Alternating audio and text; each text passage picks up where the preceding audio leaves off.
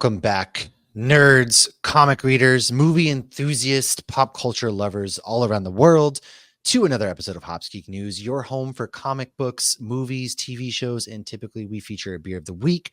This is going to be a really fun episode, man. As you know, we like to do our creator-focused episodes, and today we have some really great guests. Now, it has been a couple of years, but we have not forgotten these great dudes and their great comic book. So we have Ben Robinson and John Williams with us to talk about Space Oddities. We are going to dive into their comic book here.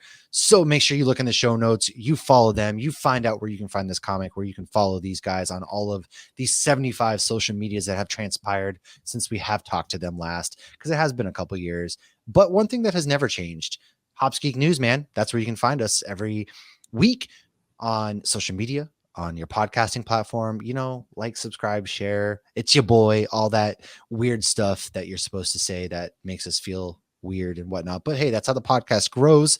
We love what we do. We love talking to some really great folks. So without further ado, Lauren, let's dive into this. Gents, welcome back. It has been a minute, but you're looking as good as ever. This comic book is as good as ever. How's everything been? Go ahead and reintroduce yourselves, maybe for everybody who might be new to the show. I'll go ahead, Ben. I can't see you very well, so I can't take visual cues There's off no you. I'll let you lead. I'm Ben Robinson. I'm part of the writing duo and the creators of Space Oddities, the book we're going to talk about today. We also have a podcast called Geek Exploration that we neglect. Like, it's been a little slow this year, but it's not dead. It's just in a coma. Yeah, it's just old. It's moving slowly. Everything needs a good nap once in a while. You go into hibernation, you come back, and it's like nothing has ever changed. Heck yeah. Yeah, I think that describes it well. I'm John. I'm the other half of the creative team. Like Ben said, we write it together. I draw it. We get it colored. He letters it. We both pull our hair out over it and lose sleep and work real hard. So it's fun when we get to this point where we just get to promote it and put it out there. Yeah, you would think that's like the easy part, but I mean, a lot of it too, you get to talk about all the hard work and things. So yeah, man, it's currently out there on Kickstarter. So why don't you go ahead and give us your pitch for the comic book, whether it's a couple sentence, whatever it may be, your quick pitch for what this story is about. Yeah, the pitch that we've always used is it's the love child of Indiana Jones and Hitchhiker's Guide to the Galaxy. It's a science fiction adventure comedy. We've got a MacGuffin. We've got some quirky characters. We've got some heart in there. We've got a journey that they're all taking together. So it's, as is often a trope of some science fiction stories. There is a bit about family as well, and found family versus blood. But no, it's a lot of fun and a lot of heart. Hopefully a lot of adventure. Hopefully it's funny too. I don't know. I mean, honestly, you talk about a lot of butt stuff, so that's funny right off the bat to me right there. Yeah, I felt like the humor actually came first, because I was laughing throughout, especially when they found a certain artifact that that caught me by surprise. I don't want to say what it was, because that was a moment for me where I literally laughed aloud, and I want everybody else to have that moment when they get to that part. So how was that balancing the heart with the comedy? Like, do you have like one of you is more comedy and one of you is more heart, or do you kind of both go both ways? You're both nodding a little bit. Yeah. John is definitely the heart. I've been accused of not having much of one in real life, so it's hard to put one into comic book. But we're both pretty comedically active, I would say, in the book. Like, we kind of subscribe to a why not policy with the jokes. Like, if one of us comes up with something really stupid and goofy, and it's like, okay, is there a reason why not to do that? If not, then throw it in there. If it tickles us and we think it's funny. It's a goofy sci-fi world, so like it's not you're not worried about I don't want to say consistency, but like the it's not a hard sci-fi Star Trek kind of world where like people need to understand dilithium crystals and stuff. Like you can be a little goofy and silly, and like I don't need to worry about time dilation or anything. It's not that kind of sci-fi. There's no like time rules that you have to subscribe to. Like, oh crap, did we already do this? And like, oh god, we're gonna get yelled at by so many people. Yeah, not unless like it won't come up unless there's some funny reason to make it come up.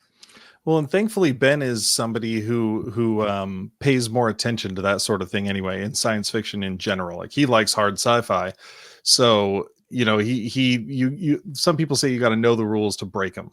So thankfully, Ben can look out at that and be like, okay, we are making a conscious decision not to worry about this. It's tough. You know what I mean? Oh, for sure. And now obviously issues 1 through 3 are out there on Kickstarter right now. You guys have almost a month, about 22 days still to go at the time of this recording. So how have you guys kind of grown? Because you're both writing, doing art.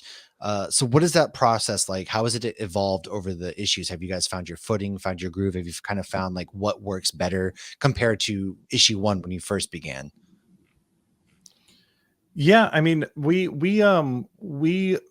worked on cracking stories early on. There was years and years of development where it just never went anywhere because it originally started as a cartoon proposal or a cartoon pitch. And just over the years, we'd come back to it and never really go far with it. Then we finally decided to make a comic book out of it. And I selfishly just sort of ran a bit with it. And thankfully after that initial script, Ben and I, we worked out a method where we get together, we hack the story out, then we go and rewrite our own scripts based on the story beats, and then we come back and then we cherry pick the best from either one. And we may argue a little bit over why one thing versus the other. Yeah, whose cherry needs to be picked. It's not always smooth, but there's a give and take. Be like, all right, this is the hill I want to die on, and that's the one you want to die on. So as long as it's not the same hill, we can work something out here. Yeah, So we haven't broken up yet. Yeah. Yes, exactly. This is our baby. Well, you're right, though. I mean, that is a really good balance because, again, we kind of talk about the heart because while this is a very humor-filled comic, which when you talk about pitching as an animated like cartoon at first, I get Futurama, Rick and Morty kind of vibes. Yeah, definitely. Obviously, it's very much like adult, like something you would see on Adult Swim right off the bat. Even the way you guys that was hilarious too. The artwork alone, like it screams like this should be something I'm watching on TV. So it's even much of a pleasure to get to like you don't have to rewind the TV. I can just keep flipping through the pages.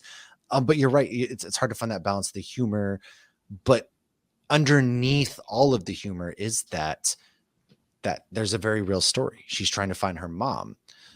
So what were some of the things that you're like, all right, the hills you have to die on? Like, how did you decipher, all right, to get this story that was very heart-filled buried underneath of all of this? It was almost kind of accidental because like I said, the original idea was pretty much an early 2000s Adult Swim type serial show, right? Yeah, Aqua Teen, Space Ghost, Sea Lab, which I think I can confidently say don't have emotional any sort of emotional through lines to them. Generally, it's just kind of they're funny. Let's laugh. It's mindless. There you go. Here's a scenario. The kids are in bed. I take an edible and watch this. Yeah, yeah. Which just makes your comic book that much more unique, having that undertone. Yeah, and then as soon as we started writing it, like it organically became Jhett's story. This first arc, it's meant to be like a 6-issue arc, so we're in 3. We're about halfway there, and it just kind of became centered around her as we kind of spitballed ideas and things, and it just made more sense to try and tell an interesting story underneath a bunch of stupid jokes. So do you think, because that was one of my questions of how far do you intend on taking this, could you see it going further than 6 issues? Because I feel like, you have a whole galaxy to explore, if not multiple galaxies to explore. Yeah, the way I've always described this first 6-issue arc is this is basically like our movie. If this is our Raiders of the Lost arc, or this is just what would start it. This is our first, literally the first graphic novel, the first like overarching story. In the end, they will have grown a little bit, they will have grown together, and then they get to, you know, with you know, you made the Futurama comparison, like the main team, even though it's sort of taken a back seat, but it launched the story, they're like antique collectors in space. So there really isn't any limit on, you know, the team goes to, you know, wherever to find whatever and gets into whatever. You know, you just have to figure out what all the details are to fit in there. Yeah, no, I think that makes and, you know, for perfect anybody sense, listening yeah. who's kind of anybody who's listening who's kind of wondering like what antiques are they looking for? So this takes place in the future. So their antiques they're looking for are the ridiculous stuff that we put The value on Bachelorette today. season 2 was amazing. Joshua. I went to go yell at you like you were my husband. Joshua, Matthew. I'm sorry. I had to, was gonna yes. say spoilers. How did you get? All right. So the Bachelorette season 2, of course, I have to ask because my wife and I, we love trash television. How did you decide like the artifact, for example? Like, did you slip that in like, oh, it's got to be this, or did you come like have a list of things, or how did that become like the antique? That very much is, like Ben was describing, one of the why nots. You know, I'm pretty sure it was Ben's suggestion. He's just like, oh, how about this? And I'm just like, yeah, why not? You know, it's goofy, it's out there, it's fun. What's the stupidest thing you could think of that people would worship as a religious artifact in the future? But you're so right, because if you like go on any streaming platform, there's so many. There's like Love Island now. There's Love in the There's all these stupid, crazy things. So like the second I saw Bachelorette season 2, I was like, oh yeah, I can perfectly see. And the fact that they're stealing, that's the artifact, like that whole reveal. Oh my God, it was just amazing. I cannot say, like, it got a good laugh out of me. And you know, I love that you call it trash television, because my wife and I just started watching Love Island again. Oh, and that's the thing. We always just say, I need some trash TV. Like I need some trash TV in my life right now. Feel better about your life, especially when you're just like, dude, I'm tired. You're like, I'm better than these people. Kind of like for me, it's like that my wife and I are like the kids. They're grinding us down, man. It's just adulting. And then you watch a TV show about real adults sitting around talking just the stupidest things. You really feel kind of better about it. It is trash TV. It's mindless. It's brain rot. And so when that reveal happened, I was like, oh yeah, these guys get it right here, because it's just fun.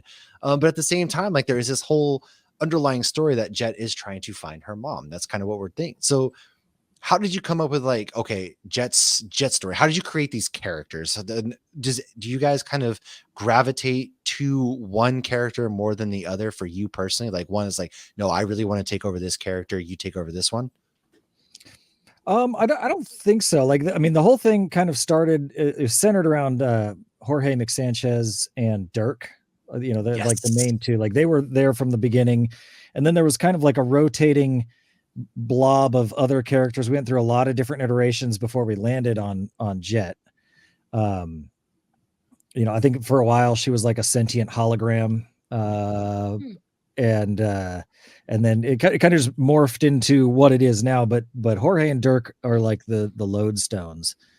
Which Dirk could be on Love Island. Let's be honest, he's a pretty boy. Yeah, like Han and Chewie vibes, because it was like, you know, Dirk is more like Han and trying to steal stuff, and Jorge's just a lovable guy who's just, but he's ready to beat Dirk. somebody's ass at any moment, as he kind of does. Yeah, he could rip your arms off at the same time. Yes. He's a big dude. And with going into the comic realm instead of a cartoon, I didn't actually have to figure out what a Scotsican accent is. You're like, oh, thank God. I need a very talented voice actor to figure that one out. We just like AI Sean Connery with somebody else and splice them together, because that's what we can do these days. Yeah, right. Like, should be like Doctor I'm Who, very and they curious. just all have British accents, no matter what planet they're from. Yeah, right. Yeah, and like those guys, like we both have, we have pretty deep lore and backstories on those guys that like I don't know if it's ever going to, you know, like if any of it's ever actually going to feature in the book. Like some of it, like little bits and pieces will probably come here and there, but like as far as who those guys are and where they came from and what their history is and all that, like we have that all figured out for both of them, which helps in writing them, especially since we both write different scripts. Like we need to be writing the characters consistently, because if we're trying to jam scripts together where we have different ideas of who the characters are, it's going to feel haphazard. But I think we've got a pretty good grip on between the two of us on who these people are and how they think and how they'd act in certain situations. Yeah, you never would honestly know that you guys write separate scripts and put them together, because the script and it flows, like the plot flows very easily together. Like it just meshes together. So you guys have a really good, symmetry there. And I think it's really interesting that those are the two characters that you guys kind of created first. You got this whole backstory. I think honestly, for me, I want to see like what happens to them. So I know you said you don't know, but is that something you guys are like, oh, you know what, maybe down the road we do maybe like a side quest issue of them doing their thing? Yeah, that's definitely something that would come after the first arc. That it would be Dirk and Jorge's story, because this one, it just organically became Jhett's story, and I think by necessity, by how we were writing it. But yeah, like I would say that Dirk and Jorge don't have as much growth in this first story than it really is Jhett's journey, and they're. Right. They're there along with them, but or with her. But yeah, afterwards, I think the next one would be Dirk's story, along with a character who's sort of staying in the background, even though he's shown up in the first two issues. The character of Emperor Beans, who's like a kind of a Dr. Claw in the shadows, pulling some strings, but he's not the main villain in this first arc. But he does have history with Dirk.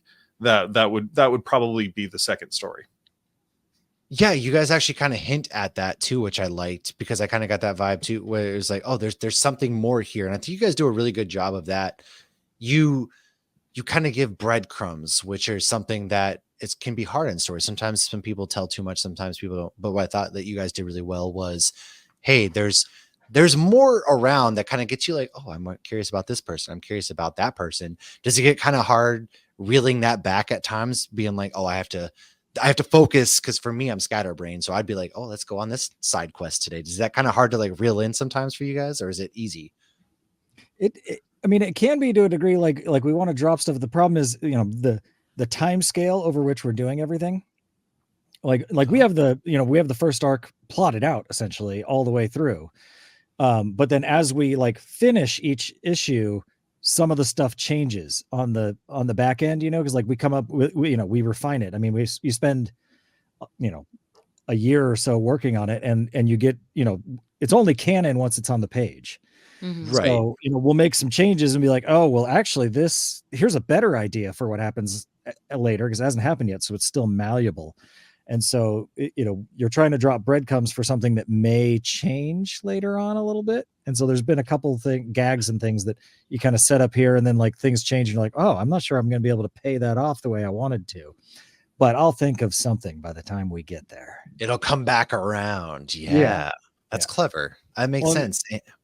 That's one thing that I really love when I'm reading a project, and not to draw too many comparisons to it, but something like Futurama, where a joke from early on pays off way later, and you're like, oh, like they were thinking about this. Yeah, I love stuff like that. I love Arrested Development, where they're still playing off jokes from the first episode in the last one. So I in the banana stand. I was just thinking that in my head. Banana stand, yeah. It also shows like a level of attention and care that you kind of put in. Like, hey, I'm gonna put this here, and it's gonna pay off later. It's it's actually showing there's a lot of thought going into what you're doing that maybe sometimes isn't always a thing for some people. Think they can just create this and just move along, but when you're putting those things out there, it shows that there's a level of care to that, which almost endears you even more to the product. Yeah, and sometimes you can fake it too. Yeah, and it rewards, I feel like, the true fans, the people who are invested. Like when you hear that at the end and you pick it up and you're like, I've been following, I've been here since the beginning. I get it. Yeah, that too. And now obviously kind of talking about Kickstarter again, I referenced issues 1 through 3 there. You have, about a month. I'm sorry, 31 days at the time of this, not 22, my bad. But you guys are about halfway almost to your goal. So what are some things people can look forward to by backing the Kickstarter? What are some of the things that you guys are putting out there for the folks? So, I mean, we've got all the standard stuff, like the comic book. That's the main one. come for the comic book. The And prize, yeah, yes. there's some other stuff there, but we do have options for like a catch-up bundle where you can get all 3 in print if you haven't read any of them. If you want the books in print, you can get them all in digital. We're also offering right now. You can go on Drive Through Comics and get issue 1, which is 40 pages for $1. If you want to, Oh, wow. check out issue 1 and see if it's The dollar see if comic it's- bin, folks. Yeah, see if it's your thing before backing the project wholesale. Because a lot of the time Kickstarter's a bit of a leap of faith. Mm-hmm. And I can, that's fine. And it's already there. It's done. It's up. So go check it out. And then we've got some of the standard ones we do. You can get like a sketch cover of Space Oddities where you can, get whatever you want, John to draw whatever you want on the cover. We've got custom illustrations from both him and I, which is his is more expensive than mine because he actually has talent. Like I added that into the first one kind of as a joke, like, haha, this will be funny. And then people actually did it. Took Oh off. boy, I guess. Yeah, one of my coworkers loves to get a piece from Ben. She's done it both times. Oh, That's so amazing. funny. I love that so much. Yeah. Which is fun for me. Like I don't really draw ever, so it was an exciting thing to give it to try. Just like Yeah. playing outside the sandbox kind of thing. Yeah. I at the beginning, what it really was I wanted to contribute something. Like, I help write, and then like John draws it for a few months. And you're it's just kind of like, well, I've already done my part. It's like, what I want to be able to do something. I want, I'm a big So boy is there ever too. a lot of back and forth, or does John kind of just have the idea of you? Do you just know where you're going and you're both on the same page with how you want it to look? As far as the art goes, Yeah. no, I trust this guy completely. He's an amazing visual storyteller. So like he'll show me the little thumbnails before he gets drawing, and I usually have nothing to say. You're just like, good job. Keep it up. If I do, he'll take it into consideration, but he knows what he's doing, and I do not. So. Do you guys have any upcoming cons where people could buy comics in person? Not any. We've got a potential Crocker Con in Sacramento on September. It's first It's week in the of show September. notes, folks. There you go. 2nd or 3rd. Yeah, it's at the Crocker Art Museum in Sacramento. My buddy puts it on. It's the 10th anniversary. Ooh. But I got back to him late, so I'm on a little bit of a wait list for it. Oh, awesome. Ah. Sacramento's a good town too for anybody who's not been out there. I've got a couple friends out there. It's kind of a hidden gem in Northern California, honestly. Like it's really kind of grown a lot, in my opinion. So that'd be pretty rad to kind of go to. And those smaller cons too, in my opinion, if you're not going to like the big name that aren't, Galaxy Con or something, those you often find a lot of really good stuff at those. So I'm hoping people can find you there. Aside from that, are you guys looking to travel at all, or 12th, maybe? September 12th? Okay. So it's looking like, but that's AI. I don't trust AI. I believe September 12th. Yeah. That sounds right. It's always right around my birthday, which is mid-September. There you go. Is that one have you guys done that one in the past, or is this like your first? Yeah, Yeah. I didn't do it last year. I had some things pop up, but I've done it every other year besides that. Yeah, it's a really cool con too because it's at an art museum, and it's basically all independent creators and local artists. That's awesome. So it's all artist alley essentially, all the way through. That's amazing. An art museum right downtown. It's like bringing Comic-Con back to its roots. That's really cool. Yeah. They got food and music, and they usually do a cosplay contest and all kinds of it's a good time. It's a really cool vibe. Con. That's the Crocker Art Museum does a series of events like once a month, I think it is, called Art Mix, and each one has like a different theme. So Crocker Con is like the comic book themed one every September, and so it's like half Comic Con, half like art mixer. So that's really cool. Yeah, you can get some drinks and some snacks. It's a good way to spend a Thursday evening. Yeah, no kidding. That sounds like something I'd rather be doing on it, art and things, and because then it introduces you to like networking and making friends, and then you have to see a lot of cool artwork that you might not normally get to do, which actually brings me up to circling back to the comic, because something you guys do at the end of the first 2 issues was you kind of give a shout out to a lot of people at the end of the first. how did that become a thing? Because you guys have a nice list of like this comic book, like, thanks to, just everybody that kind of played a hand in it. So how does that kind of happen for you guys? I mean, it was all the people that made it possible that aren't us, essentially. Like, I mean, you go on Kickstarter and, thankfully we live in an age where it's possible to do, where if you have an idea for a comic and you get together and you can just make it and put it out there, and you can find droves of people. I mean, I could use more droves, but like we got over 100 people on the first issue that, on both. Well, I think we got to 99 on the second one. We almost got to 100. Oh, that's like heartbreaking. Just one away. But all these people that are willing to, especially on the first issue, it's like they're totally taking a chance on something that they know literally nothing about, other than, we had a few, example pages and a description of what it was going to be, and that was it. And so, those people for forking over some dough to help us, pay a colorist and get actual prints made so you can hold your own comic book in your hand. Like, the least we can do is thank them. Yeah. That's awesome. And anybody who's still questioning it, like, this comic was actually absolutely hilarious. It was a great fun read. I highly recommend it. And I have one very important question before you tell us where everybody can find you. Are you guys Encino Man fans? Was that an Encino Man reference? Ouch, my pancreas.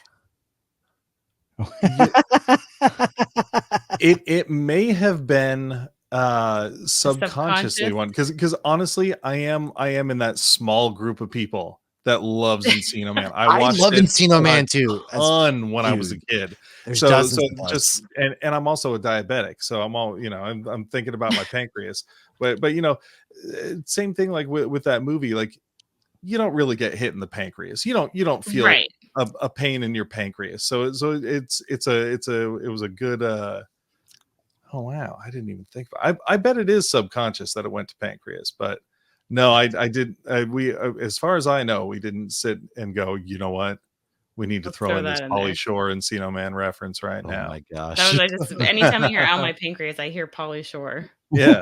Oh, my pancreas. It's a whole generation of kids, man. Trust me. Encino Man, Biodome, like, you're missing out. I need to have the In the Army now. Yeah. I don't know if the oldest has watched it. I mean, we need to watch that one. And then I'll put it on and be like, oh, this is inappropriate. I didn't remember that, because that's how it always happens. Now, if in issue 4, if Jorge goes to wheeze the juice, that will absolutely be an Encino Man reference. Where they rode the vapor in reverse. Oh man. So obviously, as we start to wrap up, we'll start with Ben. Where can people find you if they want to know more about the things you're doing? I know you guys, your Geek Exploration podcast, but it's coming back. Don't worry, folks. It's going to come back. So where can they find you, Ben? We'll kick it off with you. I mean, there's, we're on Twitter still. We're all going down with the shit, man. Yeah. I mean, it's still there, and there's still great people on there. So there is. So I'm still there. But yeah, we're there at Geek Exploration. Twitter. Yeah, at Geek Explore Pod is our handle, and then there's also Space Oddities comic on there as well for more Space Oddities related stuff. I'm on Geek Exploration, the podcast, when we put out issues. Both John and I are also frequent contestants, I guess you'd say, on Gate Leapers. Which is a pop culture panel show, essentially. It's like a podcast game show put on by some fantastic people. That is super fun. You should go check out. We just did a Futurama episode a couple weeks ago. That was a blast. Awesome, man. Heck yeah. And John, I know we've already touched on the main socials, but is there anywhere else you would like people to find you? Is there a place they can find your artwork specifically even? Yeah. Don't laugh. On Instagram, I am Beefy McStudley. Oh yeah, let's go. Yeah, it's more ironic than anything these days. But yeah, that's where you can find. That's all artwork. I keep it separate from sappy personal stuff. I've got a link for the Kickstarter in there as well, and yeah, we do have a Geek Exploration podcast Instagram as well, but that one is also hibernating. It's so hard. Listen, man, it's so hard keeping up with life alone, let alone all of the social medias and things like that. And you guys are busy putting out really good comic books, for example. So I hope people take the time to check this Kickstarter out, go back it. It's fun. Like I said, it is a cartoon in comic book form that you just can hear the voices in your head. You're on this adventure. If you're looking for, I say mindless, but I mean it in a way It's that like not you can mindless just. though. That's the thing. It's like it It's seems mindless because without some being of mindless, but you right. Some of the jokes are like dirty and funny and mindless humor. But it's not mindless at the same time because there's heart to it and story to it, and it yes, all makes sense. and And that's I think like the best kind of humor is the stuff that. I mean, I it's was laughing endearing. at the oh, you're not our regular delivery guy. He was like, well, that was awkward. His grandma, he's like, again, gosh, like stuff like that, man. It is. You go into It was it, clever. It was and you're clever, but yes. it's almost like Kevin Smith. It's like, the dick and fart jokes, but they're still clever. And there's a lot of heart behind it at the same time, and Yeah, all of Kevin it put Smith again, a together, lot of man. heart behind it. Yeah, I can't wait. and we try and keep it PG, like so that kids could read it if they wanted to. Like we don't want to, wall Right, them just off. go over their head. The Yeah. dirty stuff would It's like Well, every that's probably early Disney movie. Yeah, like that's probably the raciest joke in the book, but it's well, yeah, it's the kind of thing that they'd be like, haha, butts, that's funny. They right. said, And but Jorge yeah. had that innocence to him. he Where did. he's like, What I'll is butt explain it stuff? later. Yeah, exactly. It's Yeah. like what is that? What is that movie? Rookie of the Year, where he like hits the doctor in the face and he's like, funky butt loving. Oh yeah, I remember yeah, that as a yeah. kid, and he's like, haha, butt loving, that's funny.